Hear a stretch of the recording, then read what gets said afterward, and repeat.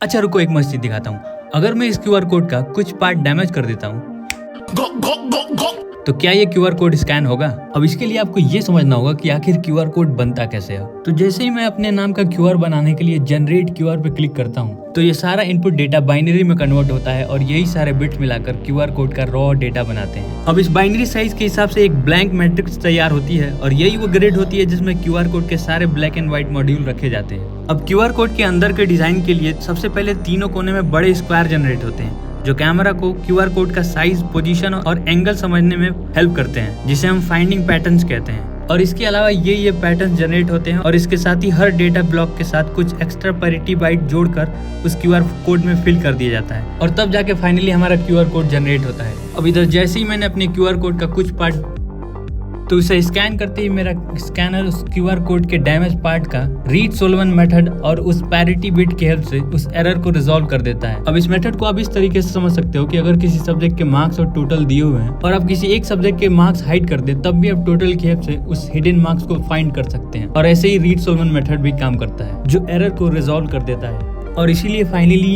ये damage QR code भी scan हो जाता है।